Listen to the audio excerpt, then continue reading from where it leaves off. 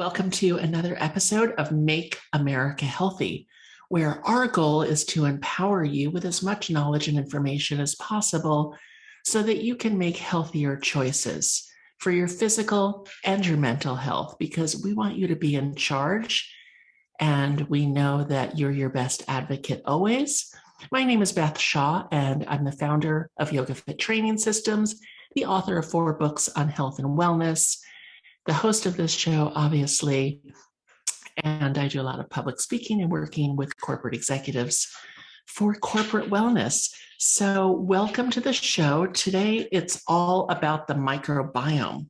So if you were ever wondering what's going on with your gut, perhaps why it's not working that well, or things you can do to improve the health of your digestion and digestive function, you're in for a special treat, because we are with Dr. Shaina Cahill, who is the Director of Medical Communications and Affairs at Novel Biome, where she looks to expand public awareness of the safety and efficacy of FMT, the importance of the gut microbiome, and she is very passionate about medical education and alternative medicines. Yay, alternative medicines. She has got a PhD in neuroscience from the University of British Columbia and has published several research papers on many topics, including the gut-brain connection. So without further ado, Dr. Cahill, what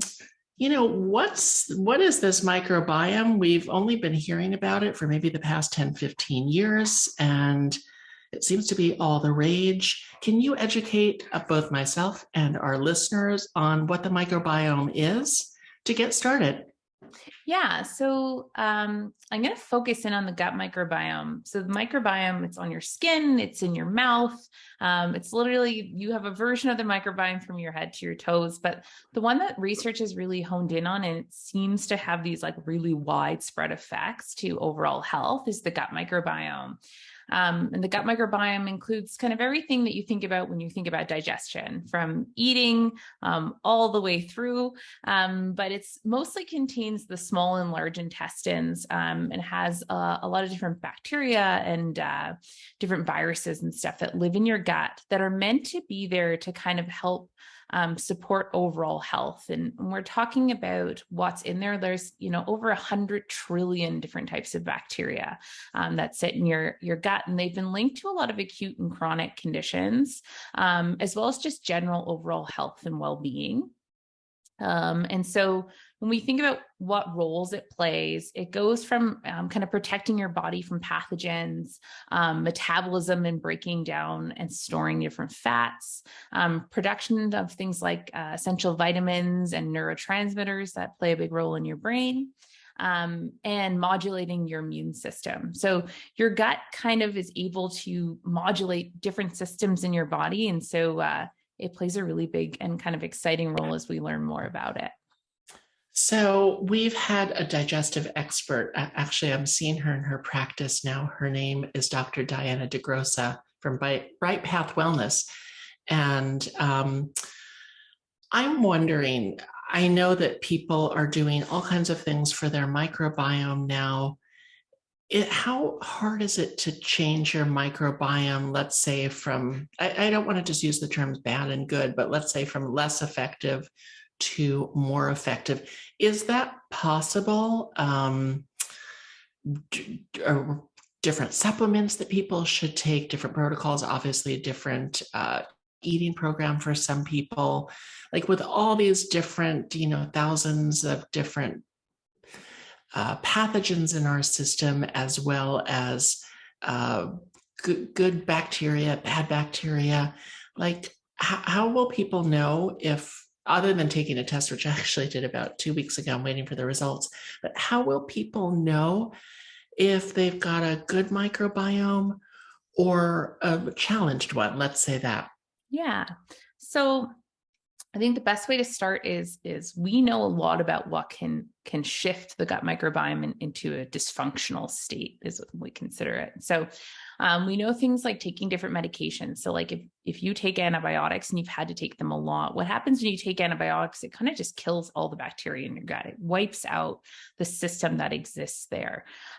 So we know that different medications, as well as things like proton pump inhibitors and SSRIs, even taking laxatives, can affect your gut microbiome. So being aware of the medications that you're taking, and then being aware of steps you can take to kind of rebuild your gut after taking those or while you're taking them.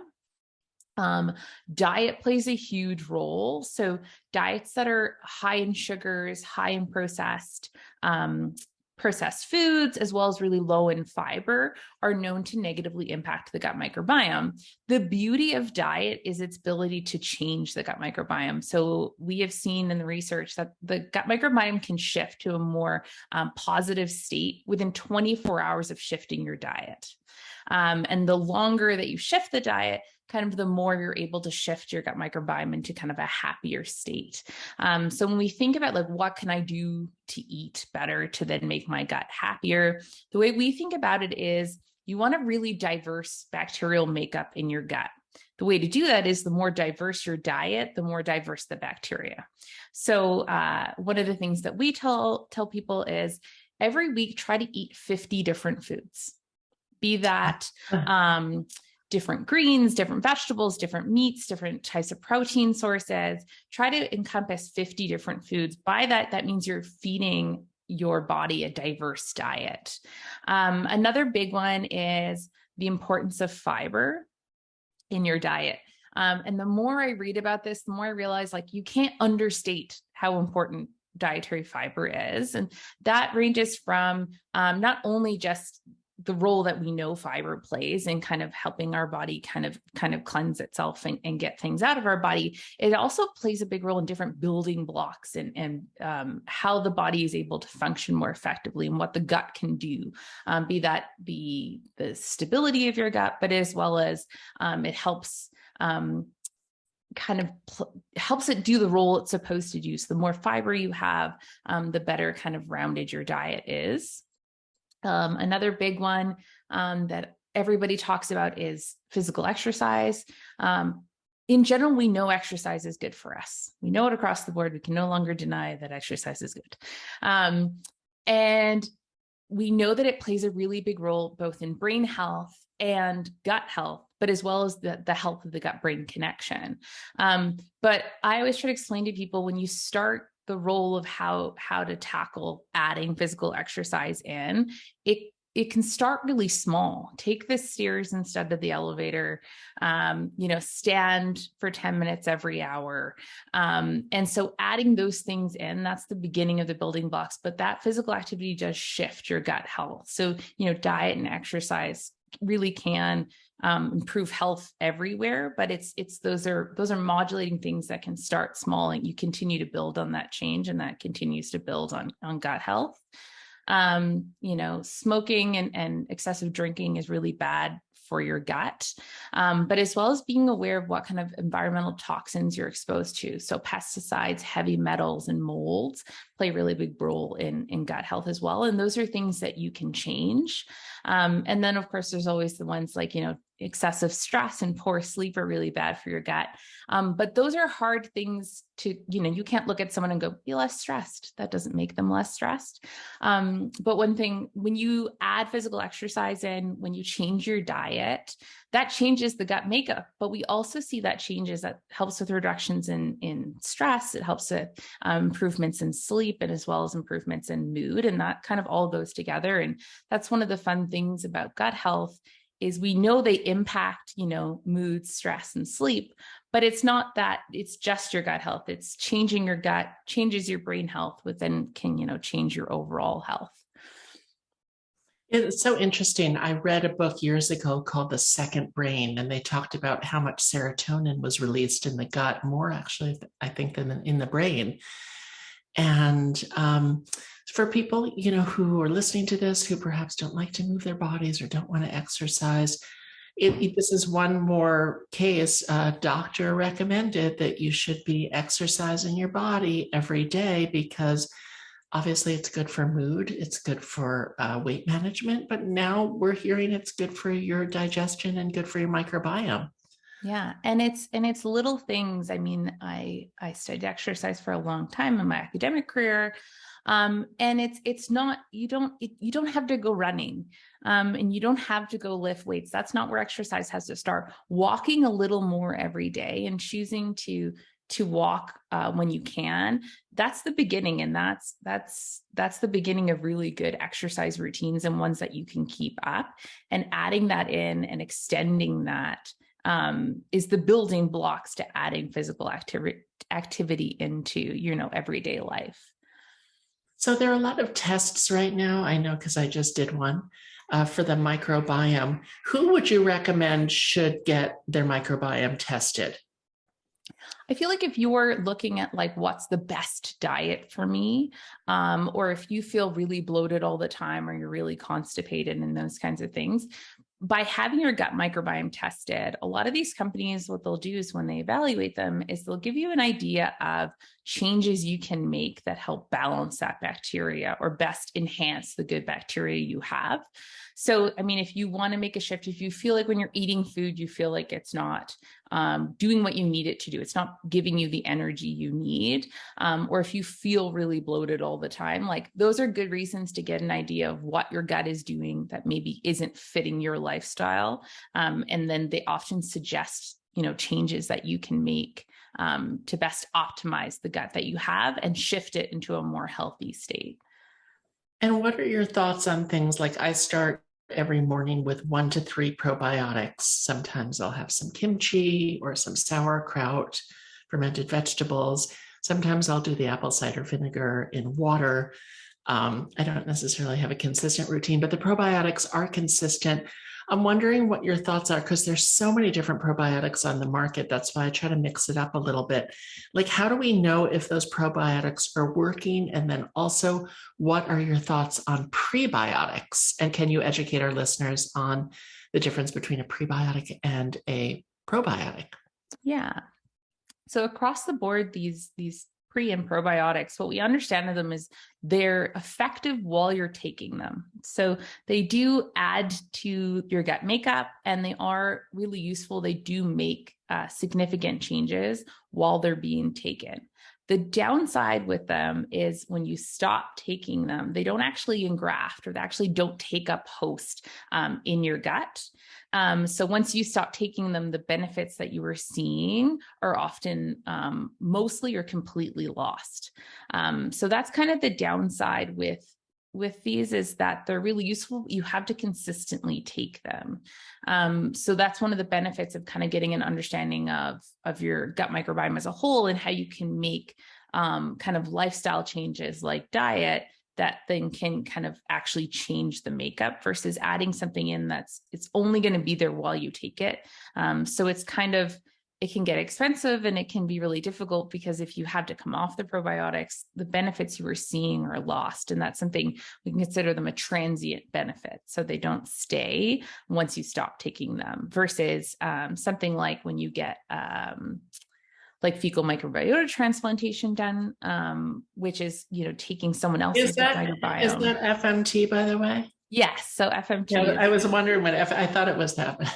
Yeah. And so what you're doing there is it's a purified form of someone else's gut microbiome. And we know that engrafts. So that's kind of a permanent change and used for if your gut is dysfunctional to a point where you can't bring it back. But these changes that I talked about before, like with diet and exercise and being aware of your environment, those are changes you can make that can then help shift your gut into kind of a healthier state. But, probiotics are really useful. Fermented foods are really great. That's a good additive to your diet, as well as like plant-based proteins and whole foods are really important, because they create building blocks to kind of enhance gut health. Right. And you mentioned, eat 50 different foods every week. I think, and many of the people who are listening are in the fitness industry.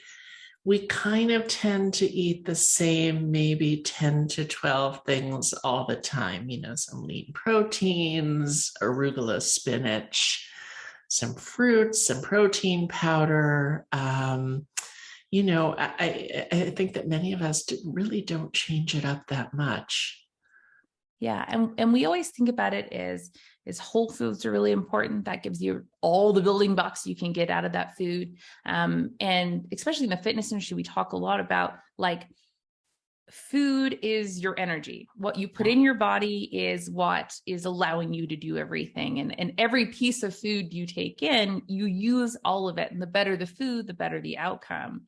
But the thing you just think about is when we're looking at diversity, when we want to ensure that we have a diverse gut, you only get what you feed it. So when you think about people, like when you have a bad day and you crave a certain type of food, salty food, fatty foods, and then you don't feel well the next day, and that causes you to crave that again, that's because you fed that bacteria. And then your body then. And now they're hungry, right? Like sugar. They're hungry. They want more. Yeah. And so when you think about looking at diversity, you're feeding more bacteria. So you have kind of a wider variety of things that can convert what food you're using, and create better, better fat storage, better building blocks for vitamins and things like that, because that's what your gut is doing. So you want to feed it diversely. When we talk about 50 foods, it's not like, if you eat like 6 different types of greens, that's 6 different types of food. So it's just trying to find a way to add in something. When you're at the grocery store, and if you always buy arugula, buy kale that time, that's a different food. And it's just, you can be a one-off the one day that week. And you build up to 50 foods. It's a lot to take in. But when we think about if you're having a protein powder, if you do a vegan-based protein powder that has a mixture of greens in it, look at what's in that, because often that's a lot of different types of food that are in there. And that's a good way to add it. We talk to a lot of people, and they do a lot of casseroles, and they do a lot of for meal planning and things, so that they can add a ton of things in at once, so that they, know what they're going to get into. And it kind of cuts down on how difficult it is to add those foods in. Yeah, I make a lot of soups, salads, and eggs where I throw a whole bunch of different things in it. It takes 5 minutes. That's the good news. I'm curious, how in-depth are these microbiome tests? How long have they been on the market? Are there some that you recommend over others? And one more on this, what does the role of parasites, how does that play into these tests? Will the tests show if you have parasites? And what else are they going to tell us? Yeah. So we don't do gut testing. We actually have a clinical study for part of what we do with using FMT with a testing company, with Biome. These testing companies are new. And they are kind of just up and coming, and they're growing in their own way of understanding, what way should we focus on the microbiome as a whole? And a lot of them do look at the gut microbiome. Some are now starting to look at oral microbiome as well. But I think that when you're looking or trying to evaluate how to choose a test like this, you want to know what they're basing it on. So the gut microbiome has a lot of variety. For every single person, it will be different. Your gut microbiome is like your fingerprint. No one's is going to be exactly like yours because genetics plays a role, as well as, a lot of things about childhood, what kind of food you ate as a kid, if you were born vaginally or by C-section, how long you were breastfed is the beginning building blocks of your gut microbiome. But then as you become an adult, what kind of food you eat, what kind of environment you're exposed to changes it. So each gut looks different. So when I'm evaluating, if I would want my gut tested, I want to ensure they're using something called big data or using AI, because what they're doing is that for every gut test they get in, that's building what they understand about the gut. And you also want to know what you want as an output. So when you're looking at, you wanted to know about parasites, like each one of these companies will give you an idea of what they can show you about your gut. And then you also want to know what can you do with that information. So when you're looking at a company, you want to know, what are you going to tell me about my gut, but also what are you going to tell me about how to improve my gut? It's interesting you should mention that. I was just telling some friends a story. I'm not going to name the name of the clinic, but about 6 years ago, I went to get a brain scan at a very reputable company that's got several offices all over the country. And, they did my brain scan and then basically sent me away with a bag of their own vitamins. And that was the last I'd ever heard from them. Actually wrote them a complaint letter. So I'm hoping that my microbiome test comes back and I'm sure because of my practitioner, they're going to give me some practical advice on what next steps are. In regards to these fecal FMT, these fecal transfers, who makes the decision? Like, let's say I'm an obese person and my microbiome's just not working. And I've heard that if they transplant obese fecal matter into a thin person, that person's going to get obese. Is that true? So that was done, most of that work's been done preclinically, so like in a lab and often in animals, but it is pretty consistent basically that for obese mice, if you take an obese mice, do FMT into a lean mice, they get some of the characteristics and they often do gain weight. There is some early work done in humans looking at basically when you're at your peak, so you are extremely healthy, eating well, exercising a lot, you store your gut microbiome. And then say you have an injury or you've gained weight or you've kind of come on, you've stopped doing those things, by taking your old gut microbiome when you were your healthiest and kind of getting that back in your body, it helps kind of reduce weight gain and reduce some of the negative effects of not doing those things and kind of gets you back to where you were. Not exactly back, but it helps shift your body back towards that healthier state. That's so we do know really that fascinating. Yeah. So the gut is playing this huge role in overall health, but it does, and we know it does play a role in weight management because it plays a role in fat storage and metabolism and how food is broken down. So when your gut gets unhealthy, those key functions can also get kind of thrown off the rails as well. The way that FMT is happening right now it's only approved for C. diff, C. difficile treatment, which is kind of this, it's considered to be tied to kind of hospitals or it's a gut-based bacterial infection that can kind of throw your gut off. And FMT has been shown to be about 90% effective in restoring gut health in people with C. diff. But the research is growing into looking at it within, inflammatory bowel disease and different GI issues, but also different neuropsychiatric conditions, autism, Parkinson's disease, multiple sclerosis are being studied, metabolic conditions. So like type 2 diabetes and obesity are being studied, cardiovascular diseases, and even its relationship to kind of helping with quality of life in patients that are going through cancer treatment. So we're learning more about it, and there are ways to access kind of information about FMT from different companies. So, you can always reach out to our company, get an understanding of kind of, where your gut is now and where you want it to be. And if FMT is a good fit, but it's an emerging area. And so it's not something you could go to your doctor, and request FMT right now. So it's specific to companies and it's often done outside the US. I was going to ask what the leading country is right now on microbiome health, on these FMTs, and can also, like people in the US or Canada, pay out of pocket if they just wanted to get this done. Yeah. So our company doesn't provide treatment to any Canadians. It's something we're working with that health body, and we kind of try to work with each health body in countries that we're in. We're in 4 countries. So we have treatment centers in Mexico, Hungary, Panama, and Australia. There are some in the UK as well, with other companies. So it's kind of growing, and it changes depending on as we learn more and more more approvals are coming through. So there's the FDA has approved a couple of companies for C. diff treatments, and those companies are researching other areas as well. So I think in the next couple of years, we'll see it approved for more disease states. But you can reach out, like for us, you can reach out with us through our website, and we kind of work with people to figure out if FMT is a good fit. And then they can go to a treatment center and kind of go through the process of doing FMT. So right now, if someone's residing in the U.S., chances are they're going to have to go over the border, much like many of the more natural holistic cancer clinics are located in Mexico. They're going to have to go to Mexico. Or if you want stem cell treatments, I think you have to go to Panama for full body stem cell. So we kind of have to leave our country to get something that's cutting edge.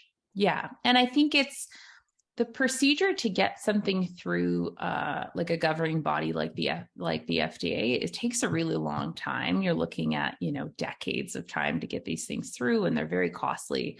I'm really hopeful for FMT because there are a lot of pharmaceutical companies in the US now doing testing, doing these clinical trials, and they're going really well. And we're seeing a growth in the number of clinical trials to kind of get FMT. So, we're up to, I think last year there were 300 clinical trials utilizing FMT for different disease states, including obesity and autism spectrum disorder and Parkinson's disease. So a wide variety of disorders are being looked at. So I think we'll see more of this, and I think it will become more readily available. But right now you're kind of finding it in countries that it fits in within their health bodies and what they're allowing to happen in each country. And I have a friend that was diagnosed with Parkinson's recently. So it's kind of exciting for me, and I want to pass the information along. If someone has Parkinson's or some type of myelin sheath issue, ALS, MS, are they finding that these fecal transplants are helpful to those people? Yeah, so the research right now is showing that there are improvements. There are gut health issues in people with Parkinson's, so we are seeing a shift in that, but as well as in some of the scales used for, for movement and things like that, there are improvements. There's been about 4 or 6 studies done to date, and I think there's 4 clinical trials right now, and the data right now looks really positive. And I think for me, one of the most mind-blowing things that happened many years ago, when kind of the gut-brain connection was first being talked about, was they were finding that people with Parkinson's disease consistently 10 years before they would have been diagnosed with Parkinson's disease had a very similar change in gut health issues. And they saw that almost across the board. And so that was when people started thinking about, are these kind of higher level neural disorders maybe starting somewhere else, or maybe there's signs of it earlier on. And I feel like that's where that connection of looking at the gut and Parkinson's kind of started, with seeing, this consistent trends and issues before people were diagnosed, and wondering, okay, so should we look at the gut, and maybe is that playing a role? And now we have an understanding of, the gut-brain connection, where the gut can talk to the brain can talk to the gut. And, the gut microbiome is creating neurotransmitters, which is, how the brain talks to itself. And so, when you have a dysfunctional gut, that can then downstream change how many neurotransmitters your brain has access to.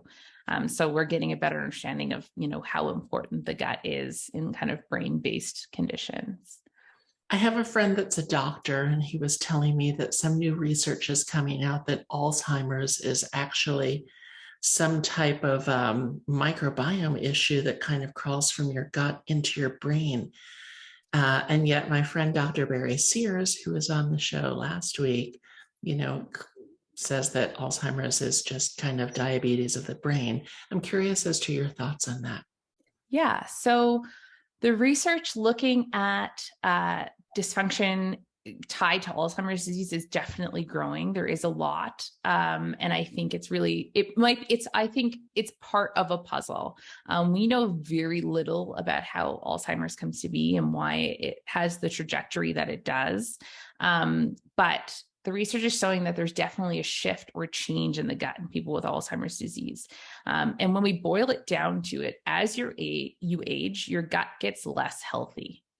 And we know it kind of it ages with you. And when we get to an elderly state, after 65, the gut doesn't look anything like it did when it was an adult. But with that comes dysfunction. And we're seeing that people that have a healthier gut when they're older, either by, diet and exercise, actually have, less anxiety, they're less depressed, they're overall just healthier. And then when you add in having, a dysfunctional gut earlier on, and then that gets more dysfunctional as you age, it seems to be that, the microbiome has definitely changed in people with Alzheimer's disease.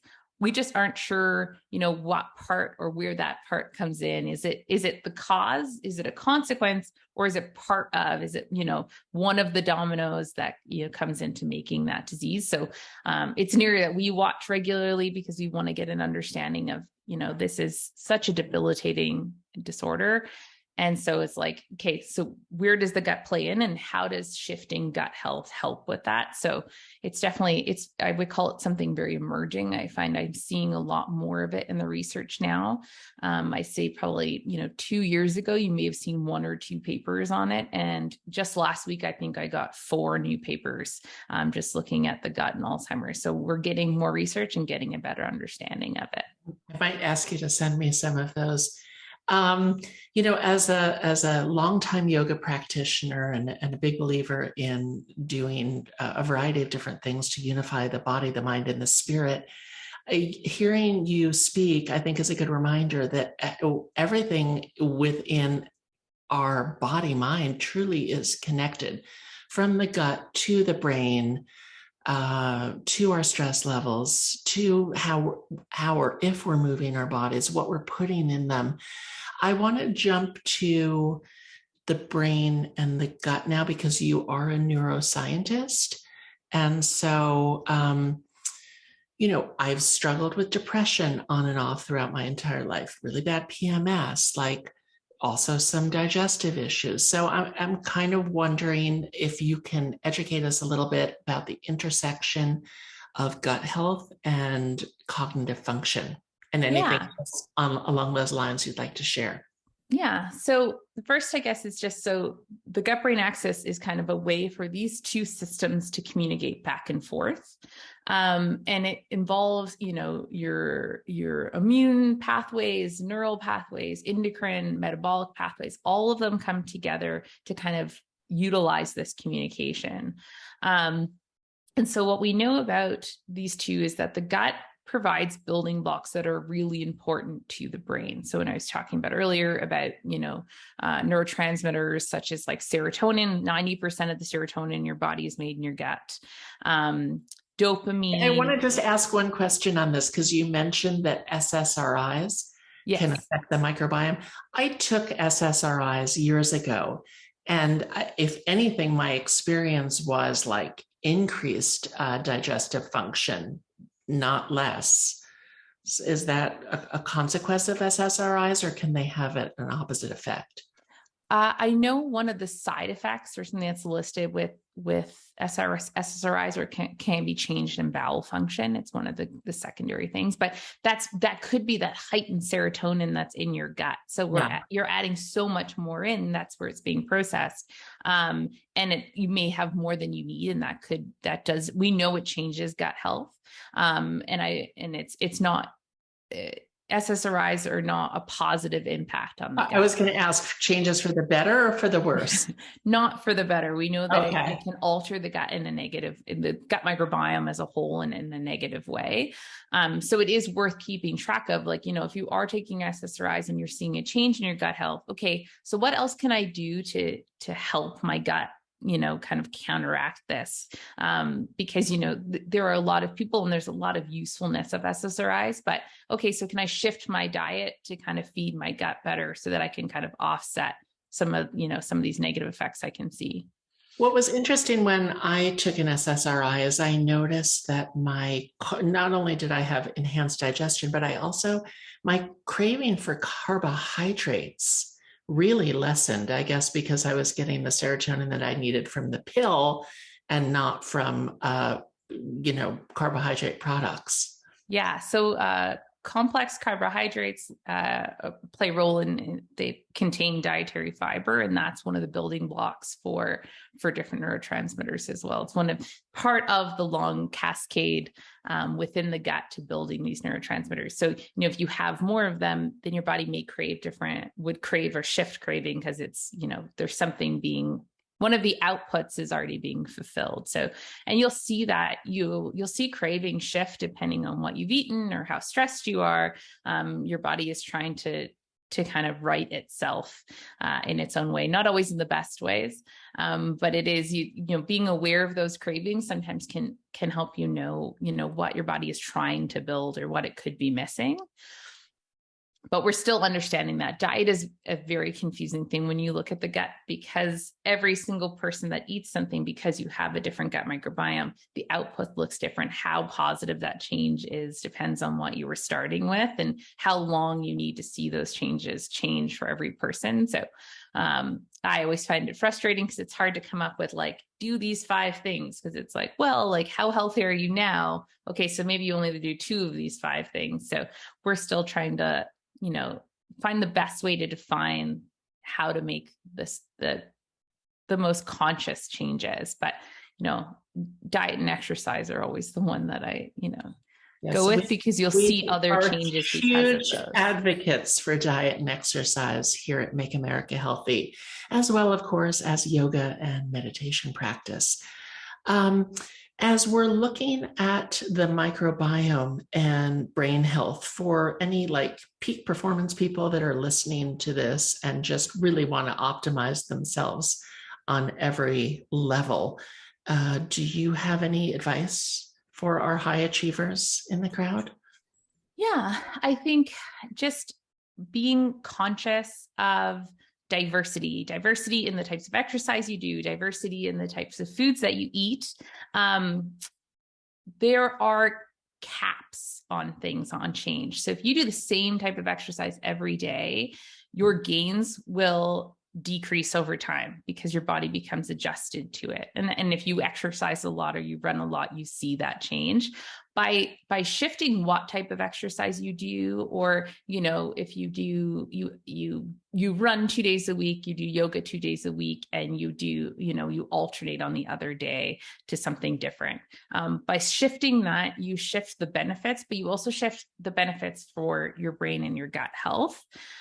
It's same thing with eating foods. By adding diversity into your diet, you're feeding your brain and your gut in a diverse way, which builds diversity within those systems. And that's what you want. You want to think about it like you want a diverse gut, because if you come up against something, you get sick, you have to take antibiotics. By having a diverse gut, you're more protected against, those moments in life where, you get sick and there's nothing you can do about it. But at least if you're set up, you have some kind of room for when you get a decrease, you can come back because you had a better building block in the beginning.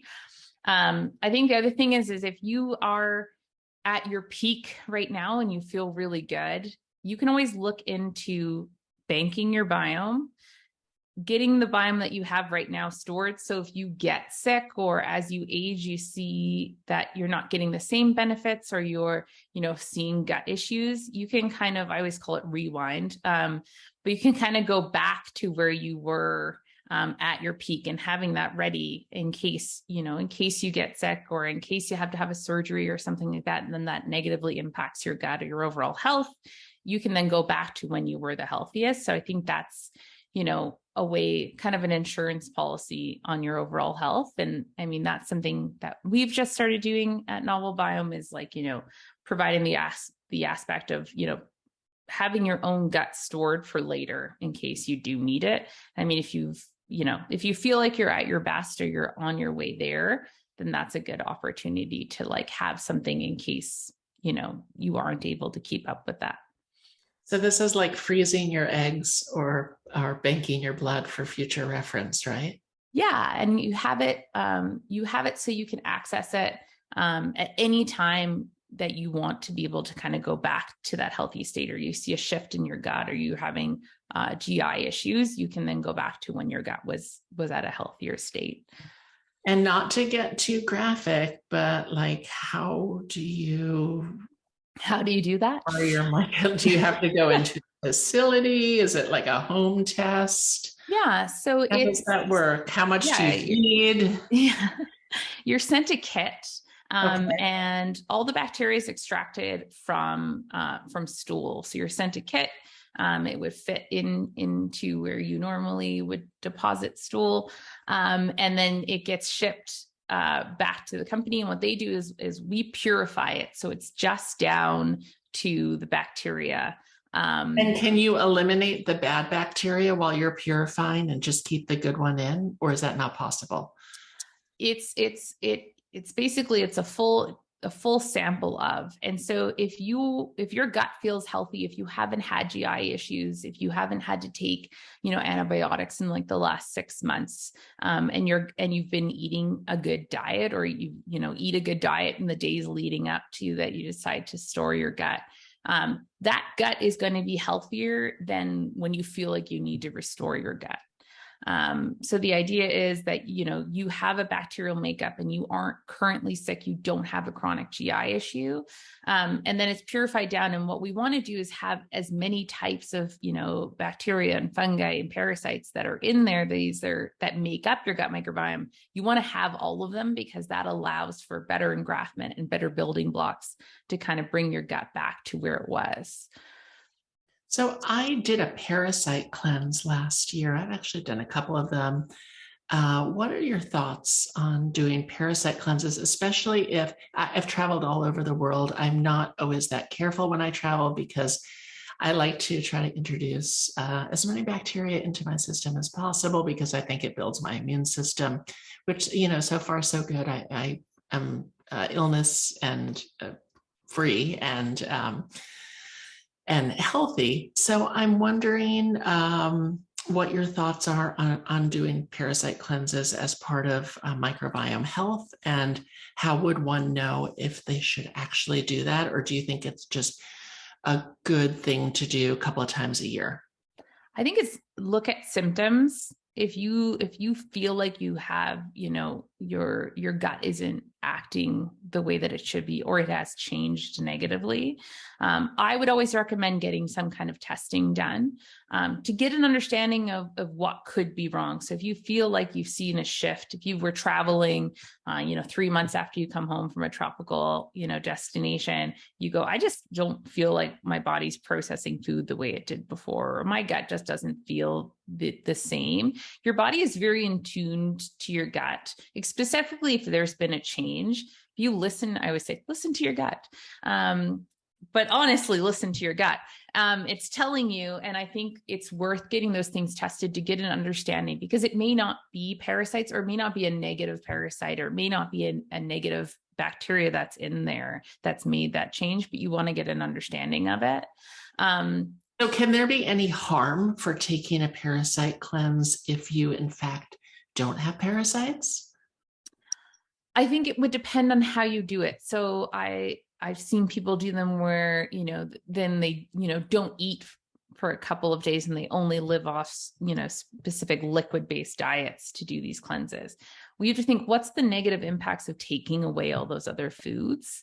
And with the gut shifting so quickly with diet, is being aware of, are there any negative impacts to what I'm taking away from my diet at this time? And so that's why I always say, look into it, look at where you've been, and if you could have gotten something before you make a change, and even when it's short term, being aware of those. But the research on it, I couldn't give you a definitive answer, because I try to stay away from parasite research as much as possible. It's outside of my scope. But I think it's just understanding what the long-term impacts of those changes you make, and what kind of things. If you're adding things in your body that aren't negative for your body to do the cleanse, it's not going to do anything negative. Just being aware of what's going in, and what other changes could happen because of it. I will, though, say, you were talking about traveling and kind of expanding it. That's a whole new area of research, this idea of rewilding your gut.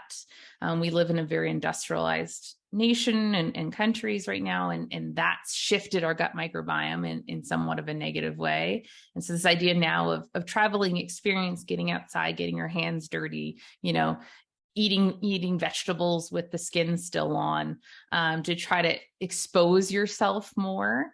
And eating dirt. I have a friend who's very well known in the health and wellness industry who's an advocate of eating dirt. I mean, obviously, you need to be careful where you're eating this dirt from. Eating soil, I guess I should say. What are your thoughts on that? Yeah, so I think it's exposure to bacteria and microbes. I mean, at our house, we try to eat as much locally as we can. I mean, we live in Canada, and it's cold. You've got great produce in Canada, though. Yeah, but not everything grows here in BC. Yeah. But not everything grows here. So, in the winter time, if we have strawberries, I would wash them. And if I eat, if I'm getting something from a grocery store that I think, could have come in contact with pesticides, we wash them. But, if we're eating root vegetables, I never take the skins off. Like, that's one easy way to get an exposure to some microbes, some dirt. But you want an exposure to different environments. Unless you're buying stuff from the US, in which case it was probably sprayed with some glyphosate before harvest. Yeah. And so we try to eat, I live in Southern Alberta, so there's lots of farms, lots of, potatoes and carrots are right. Our friend. And so we try to eat that as much as possible. Washing them and leaving, washing your vegetables, but leaving the skins on is a good way. That does, it enhances your exposure. But as well as going outside, if you're traveling, going outside barefoot, walk through the grass, and get your body connected to the, the environment, and exposure to those microbes do make a difference. And we're learning more and more about the importance of that, and kind of, getting not everything being clean and not everything being, overly processed. In a world of gloves and hand sanitizer right now.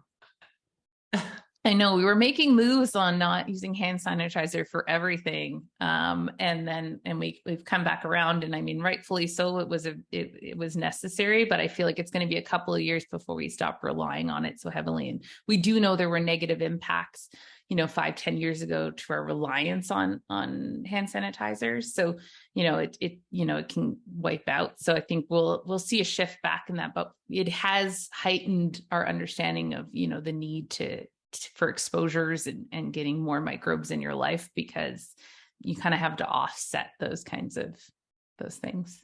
So if someone moves to another country, let's say I went and lived in the Amazon for 3 months, is my personal microbiome going to be completely shifted, partially shifted? How does that work?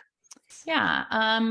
I'll go the other way, because I read a really interesting study maybe 2 or 3 days ago, but it was looking at people who came from non-developed countries to a developed country like the US.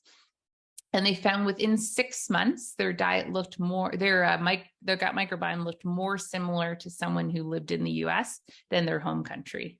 And most of that driving force was environmental changes as well as dietary changes. So I think if you move somewhere new and you eat the foods that are local there and eat the food that is local there, you'll see more of a shift in your gut microbiome than, if you move somewhere but then kept eating, westernized food, you will see less of a shift. And if you don't get out, how quickly will these shifts happen? You can see in this one study, they saw almost a complete shift within 6 months. Now, of course, they weren't looking every month. I think they looked at like 1 month, 3 months, 6 months. And by 6 months, it was completely shifted. We know based solely on diet, within 24 hours, you start seeing changes. And I think it's within 3 months. As long as that change has been consistent, you see kind of a complete shift and change in the gut microbiome. And would you also recommend that people get food allergy tests? Like if I was lactose intolerant, didn't know and continue to eat like yogurt and sour cream, would I be negatively affecting my microbiome? I think if you have an allergy that is gut, so something like lactose intolerant is a lack of bacteria in the gut. And by consistently adding those things in, you can strain your gut. I would always, as someone who has some severe food allergies, I think it's worthwhile. I think when you have an understanding of foods that your body can't properly process and you take those out, the change you see in your overall gut health, but also your mood, are huge. And so getting an understanding of what stresses your gut, and that's one of the positives to getting these gut testing done or food allergy testing done, is you get a better understanding of what your body is or is not capable of at that moment, and how to make changes to optimize, the body you have to make it a better version. So, food testing is a big one, because I think what we don't understand is when you feel really terrible, but you feel really terrible all the time, you no longer remember you feel really terrible. You shift your expectations of what good looks like, because you live in, if you live in chronic discomfort in your gut, but you've lived it that way for years, you don't actually know what it is to not feel that way. So you redefine it. And it's the same thing with like exercise or practicing yoga, where people will get away from it and they don't remember how good it made them feel, because for some reason they didn't anchor themselves in that. Well, your brain almost has to. If you feel bad, your brain has to, you can't think about feeling uncomfortable or bad all the time. So it's almost a protective mechanism. But one thing from personal experience, I have a fairly severe bovine allergy, so no dairy, no beef, or anything like that. And when I got to, my early 20s, I was like, I'm at my peak. I'm doing my best. I'm like in my 20s, everything is great. And then I met my now husband, and he was like, you need to take, your allergies really seriously. So he became really aware, that probably came in contact with something. Maybe we shouldn't do that. And within a couple of months, I was like, oh, I feel like 100% better than I did. I thought I was like at my peak, but now I'm sleeping better. When I wake up from sleeping, I have more energy because my body isn't trying to fight itself. And so you start to feel better. And so that's that understanding of what building blocks you have and how to improve it is when you're taxing your body, when everything you eat, if part of that is not, your body isn't able to break it down, you're taxing your body. Part of the energy you're getting from the food is being used to fight itself because it can't do what it's supposed to. And so when you take those things away, the benefits you get, just boosted in mood and energy, can be huge because your body's not fighting itself as much as it was the day before. And you keep getting those benefits. And when that changes, your stress levels go down because you feel better. And that's kind of the part of takeaway from the gut microbiome, is that your whole body is interconnected. Your heart is not independent from your gut. Your gut is not independent from your brain. So changing one thing, like changing the food that you eat, can have a cascade of events on your whole body. And when you make that change, you may find that there's another change you can make that will set off another cascade, because everything is interconnected. And I think that's something we're seeing a shift in from traditional medicine, is originally was everything was independent. Your brain is independent, your heart is independent. And now we're coming to understand, well, clearly everything is connected. If you think of nothing else, your blood touches everything. So clearly everything is at minimum connected by that. And that shift in thinking has shifted, I think, our appreciation of each individual unit affecting all of the other parts of your body. And I think for me, eye-opening was cardiovascular health and gut health are very connected. And now that I know about it, I'm like, that completely makes sense. But at the time, it was I would have never thought my gut, my heart would impact each other, but they do. And so we're learning more and more about that. And I think we're getting a better understanding of how important each thing is, but how it's important to everything else and your overall health. And so we talk more and less about just gut health and more about overall wellness, because changing your gut health changes your overall wellness as well. Wonderful. We're going to leave it there. I wish this show was 2 hours because I have 1,000 other questions to ask you. So we'll probably have to have you back on. Where can our listeners find out more about you and the company that you represent? Yeah, so we're all over social media. So if you just look up Novel Biome, you'll find us as well. We have an educational YouTube series that we do that deep dives into different topics about the gut microbiome and its effects on aging and its effects on the brain. So we release a video every week. So if you want to learn more about it, you can go there. And you can go to our website, which is novelbiome.com. And you can connect with someone on our team if you have questions about gut health or how to utilize FMT. That's a good way to contact us.